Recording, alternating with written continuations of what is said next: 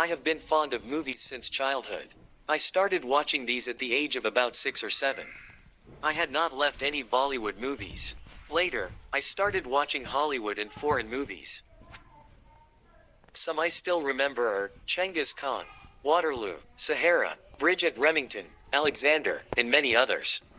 Watching movies from childhood is a bit like an antidote which can protect you from religious dogmatic ideology which affected weak minds of many who are still killing by suicide bombing, bomb blasts, massacre, genocide, hate speech and trying of imposition of Sharia law in the whole world. From many years I think a lot of times why most people who belong to only this religion want to keep expired laws forever. They want to behold the whole world which reflects their narcissism. They want to eliminate all other philosophies, living styles, and thinking processes. We see it everywhere that no other religion is trying to impose itself. That is just expressing itself what it is and it's people's choice to embrace it or not.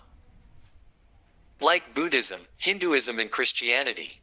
Yes, there are missionaries who propagate Christianity like Muslim, Tablighi-Jamaat, but it seems they and many of their noted personalities cannot bear any criticism like that of Hinduism or Christianity. In my childhood I became aware of the fact that Christianity is the world's biggest religion and it was so only due to its philosophy of not only forgiveness but letting others offend you more than he want. Which is evident from this famous sentence, if someone slapped you on one cheek, present the other, and so was the philosophy of Gandhi who got freedom for the whole India without bloodshed. But religion again became the reason and the main accusable philosophy for bloodshed. That's why thousands of Hindus and Muslims killed by each other during 1947 partition. The way of many Islamic propagation looks fascist. I have listened to many dialogues in movies about criticizing Bhagwan, the Hindu god and Jesus or God by Hindus and Christians themselves respectively, but never saw Muslims criticize that of themselves which they regard as their god. According to some extremist factions, this God hates all other religions except Islam. According to their translation of Holy Scripture it narrates that the God has chosen only this religion to be followed. Almeida 3. The clerics such as Tariq Jamil, Mufti Masood, who on one hand criticize West, Jews and Europeans and on the other hand making millions by using their created platforms like TV, social media platforms etc. I remember breaking of TVs outside mosques on every Friday sermons in my childhood ordered by same type of goons. But now they are using the internet which is the next invention after TV. They and Muslims still use transport, electricity, medicines for diseases etc. Invented by Jews or non-Muslims. My point is it's a collective treasure for all the mankind, not to be restricted or used only by Europeans or West. But the point is then why they criticize West and Europe and the great scientists and personalities who played role in making the world a better place, invented many things to ease the life, created minimal processes for production, eradicate many diseases by research and invention of medicine, vaccines and so on. Did a lot in the field of psychology, human thinking, catalyst the human thinking for living a better life by applying principles of equality, justice. They dig the place from where this morality comes. Who the hell are these extremist and dogmatic religions to take ownership of devising morality? It's natural and it's evolving. Rather, dogmatic religion is obstruction in the way of exercising morality in a true way. So I was defining the narcissism of these preachers, or Maulanas. So is the psyche of most common Muslims. They want to come to Europe for a better life but still hate non-Muslims. And the worse, they want to impose their type of laws and opinions on others. There should be no religion which cannot be criticized. After all, these all are philosophies of the past. And except this narcissist religion, no other religion is imposing its type of laws on the majority. There is no other religion whose followers are segregating and isolating themselves from the vibrant majority. Why they do not want to merge with society here to make the values strong. The values of morality, the values of humanity, equality, justice, freedom. Is this not narcissism? Is it 9/11, 7/7, 26/11, Belgium attacks, Paris attacks, Sweden attacks, Charlie Hebdo and many other atrocities done only to curb the freedom of expression? It looks like these fascists are winning.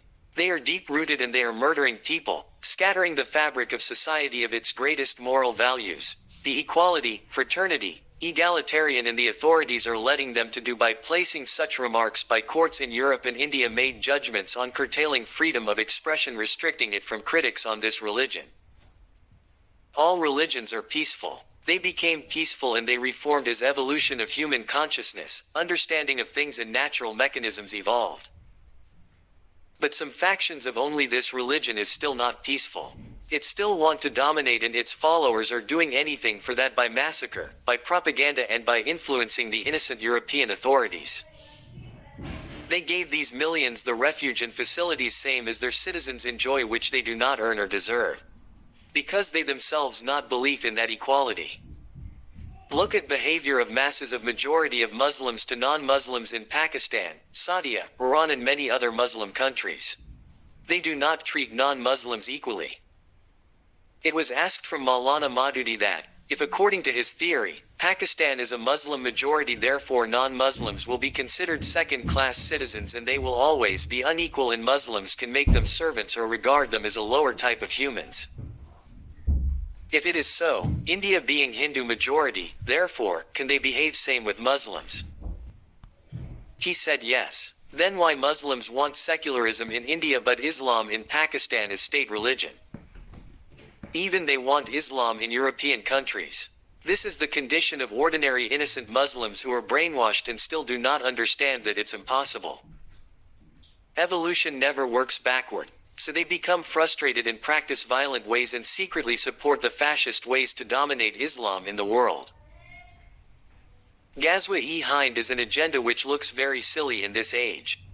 My request is to European people and authorities who are letting this fascism enhanced. When Macron, the French president, in the debate with Marine Le Pen said, "It will be a civil war if hijab is banned everywhere," it means he is buying that silly and shitty invaluable argument that, because journalists exercise their right of freedom of expression, they must be killed because according to European court judgment. Talking about the big personalities of Muslims is not freedom. It means you are still letting sellers of expired medicine sell their medicine in bulk to the innocent young generation and European masses. There is a lot to say in this regard and I will continue to write about it. For now I just end this writing with the phrase, "You have let the time bomb in your lands, and by such decisions and remarks and not taking any action to defuse it, letting it cover most areas to explode."